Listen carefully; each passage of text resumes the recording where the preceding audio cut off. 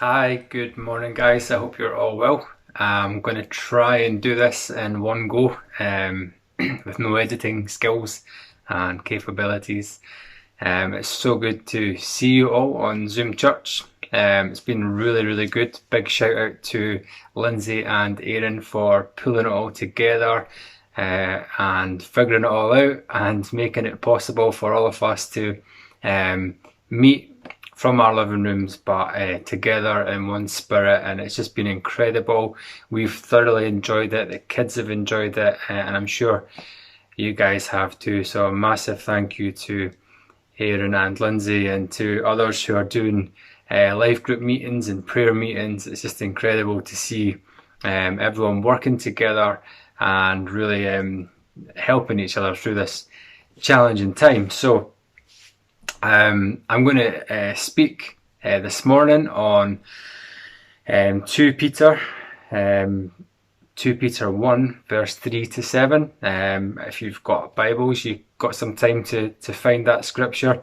Don't be afraid to look up the contents like I have to do and find out what page it's on. I've got a short illustration to use this morning, quite a unique one. One that I wasn't going to use. When it came to mind, I thought, nah, this is just it's about a caterpillar. Yeah, I thought the same. When you get a word in a picture and it's a caterpillar, you think, there's lions, there's a dominant lion, there's eagles that fly in the skies, and they've got so many powerful attributes and characteristics, and I get a caterpillar. So I was took some time to decide whether to use it or not, but actually the confirmation was I've been going outside and doing some workouts in the garden. My manly workout is a skipping exercise, and I went to my chosen place, which is a bald patch in the grass because it's all worn away now, and you'll never believe it, but there was a caterpillar right on the spot. I just couldn't believe it. I've never seen a caterpillar in my garden in the 9 years that I've stayed here, and that was certainly confirmation. And then when I was in the garden playing with the kids, we came across one beside a plant that we had not long put in. So yeah, definitely confirmation. So I want to introduce you to a caterpillar which is called the woolly bear caterpillar, and I'll just talk you through why I think this caterpillar is unique, and hopefully can get a link between this caterpillar and today's message. But the woolly bear caterpillar is found in the Arctic, and it's as small as any caterpillar. I didn't think to take the dimensions and sizes, but you can figure out. In fact, I think I thought I had a funny one beside me, but I've misplaced it. Oh, here we go, look, yep. There's a wee caterpillar. It's not quite like this one. If it was, I think I'd have a couple for a bet. It's certainly not like this. It's got wee eyes and everything. But there you go. So not like that. Certainly smaller and not as floppy. But this caterpillar stays in the Arctic. It's a very tough environment. The summer months are short, and the winter months are long and severe. With long dark days. The goal for this caterpillar is to reach an optimum weight so that it can pupate into a moth. So I think if it was with me here in lockdown, it would reach that weight pretty quick. I'm not sure about you. But like I say, the days in the Arctic become very short, and then when winter arrives, they come severely. The temperatures plummet, and as they do, the woolly bear settles under a rock to await what comes. Still alive, it starts to freeze. This caterpillar starts to freeze as the winter sets in. Its heart stops and its blood freezes to ice, and this lasts for 5 months. And the temperatures around this caterpillar can drop to as low as -70. So almost as cold as Kelty on a January night. -7 is pretty severe.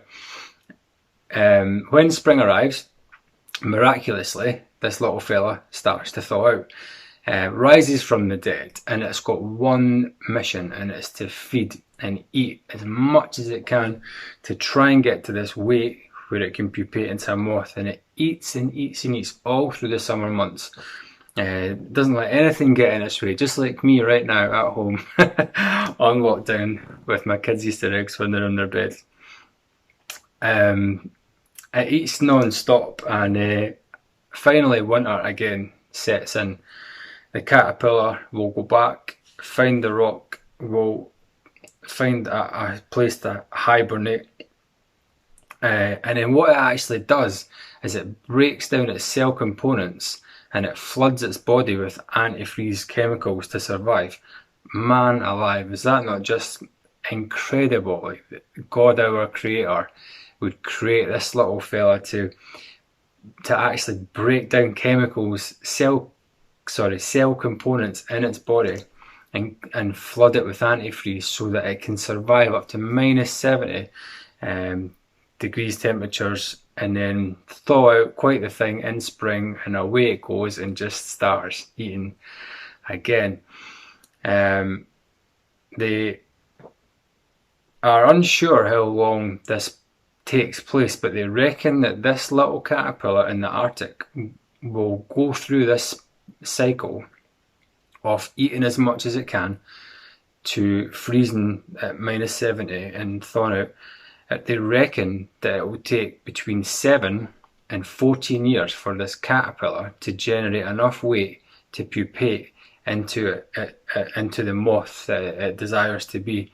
7 to 14 years, this tiny caterpillar in the Arctic in those horrific and fierce conditions is mind-blowing. And it can only really complete its life cycle because of its incredible adaptation and its extraordinary solution to living in a hostile habitat. You know, it's got to really work hard to make that happen. Like I say, I was in two minds about using the caterpillar, but as I was reading 2 Peter, I found that there was some good illustrations that we can link between them. So I'm going to read 2 Peter, and I'm just going to break down as we go. So I won't read it all at once, but I'll read it as we go. So 2 Peter 1, 3 to 7, and it says, "By his divine power, God has given us everything we need for living a godly life. We have received all of this by coming to know him, the one who called us to himself by means of his marvelous glory and excellence." When we surrendered our heart to Jesus, he made us a new creation. And when he made us a new creation, he gave us a new nature. And what Peter's telling us here is that when God did this, he gave us everything we need. Everything we need to live a godly life. And he's given that to each one of us. He hasn't missed anyone out or chosen other people over anyone else. He's given it to each one of us because God has no favourites and God has no equals. God has no favourites and he sees us all as equal. My apologies. And I want to encourage you with this because I know that some of you might feel inadequate, or you might feel not good enough, or you might feel that you don't measure up. And I just want to encourage you that God's given you everything you need to live a godly life that pleases him. And I really want to encourage you that you're his child, you're his beautiful child, and he's given you everything that you need.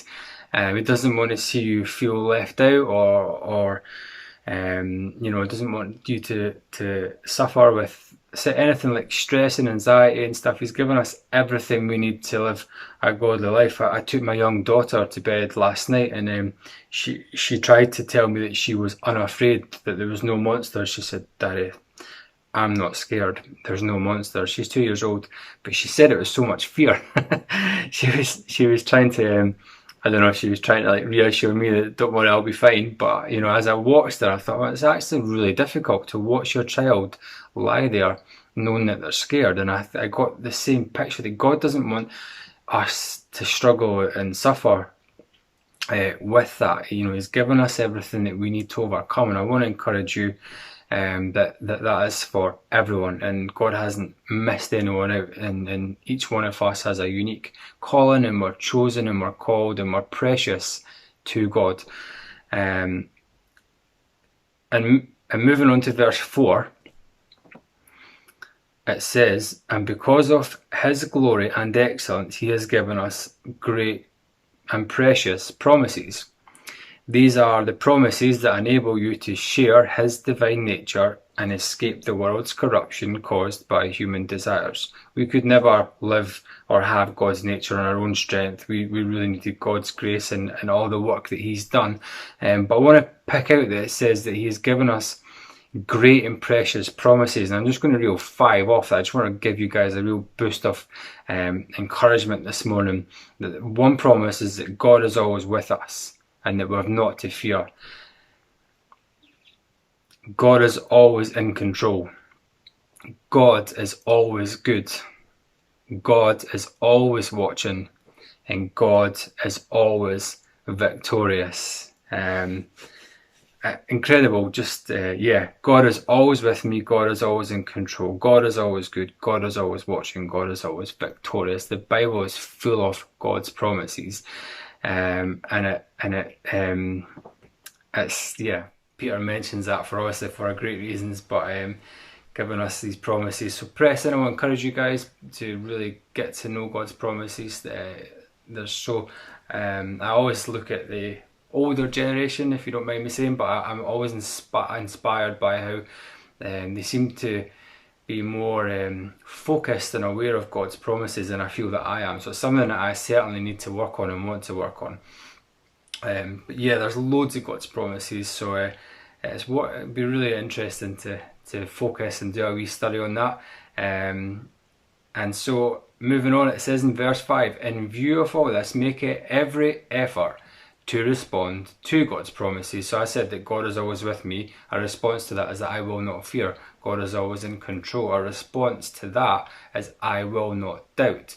God is always good. The response is I will not despair. God is always watching. The response is that I will not falter.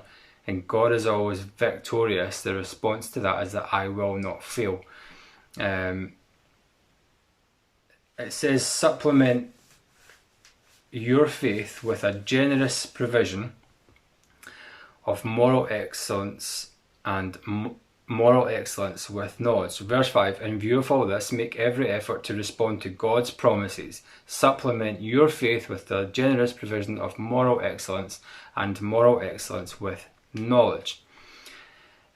We know God through the knowledge that we have of Jesus Christ. The knowledge and faith are closely connected. Sometimes when we think of knowledge, we think of theology degrees, and there's people who like to know the Bible really well and stuff, and I wish I could. I sometimes find it hard to retain a lot of things that I read, but knowledge is very closely connected with faith. And what knowledge does is it gives us direction. Knowledge also gives us conviction, and it gives us assurance of faith. Knowledge is a spiritual gift which can grow, it can increase and be filled and abound, and we are encouraged here to enhance our knowledge. So that knowledge is knowing Jesus, getting to know him personally, getting to spend quality time with him as your saviour.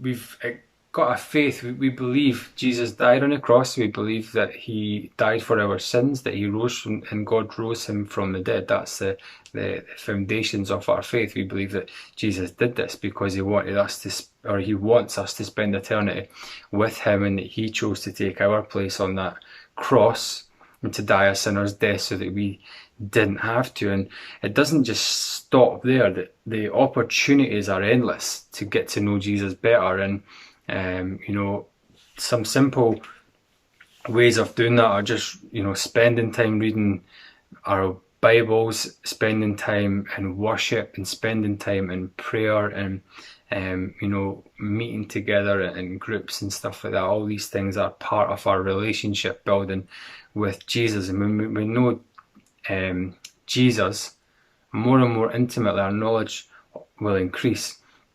And it goes on to then say in verse 6, and knowledge with self-control, and self-control with patient endurance, and patient endurance with godliness. I'm pretty sure after 6 weeks locked in, we're all guilty of losing self-control at some point. I realised that when I just thought about how much time I spent eating food. And yeah, that's when I realised I'd lost my self-control. That was the focus. I'm like, do you know what, I'm going to come out of this lighter in weight, fitter, and so far it's not happening, but I'm going to get there. So we've probably all had a moment where we've given it some kind of temptation. We've maybe even argued with someone, got frustrated or angry, and I certainly have done that. I once had one of those time of the day where I just needed some time with myself. I was getting a bit tense at home, and so I thought, right, I'm just going to go out, get my skipping ropes again, and I went out. And I personally don't mind the kids being there, but obviously if skipping ropes catch you, they're pretty painful. So Amelia being 6, she's fine, she knows to keep away, but my 2-year-old doesn't, and she just wanted to come out. So after about a few minutes of this workout, the banging on the window started, and I was like, oh man, I've been busted, I'm in the garden. So next thing, she's out with the shoes on and the jacket on, and I actually did get frustrated. And as she came over to me, I said, go away, get away. And I did say it like that, but I said it like that because I didn't want her getting hurt. But because I was in that frame of mind, I didn't communicate it very well, and she obviously didn't enjoy that, and she told her sister that Daddy told her to go away, which is true. But I didn't mean it in that nasty way, but it certainly came out like that. And I was getting frustrated with them. My self-control at this point had gone, and I was just a bit like, just go away, go and do your own thing, play in the swings.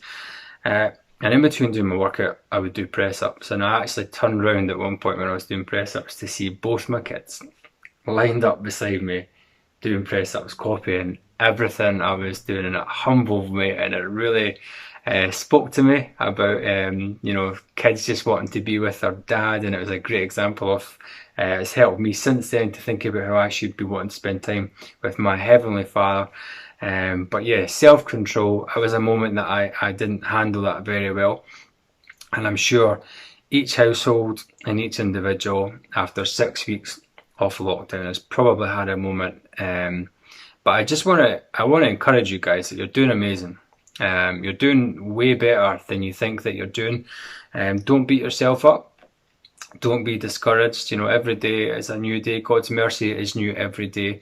And it's an opportunity just to start afresh. And the worst thing with any form of isolation is, just beating ourselves up and feeling, if we have given into some form of temptation, if we've watched something we shouldn't have watched, done something that we shouldn't have done, it's easy just to beat ourselves up. But even worse when you're stuck within the same four walls all the time, it's very difficult to break out of that.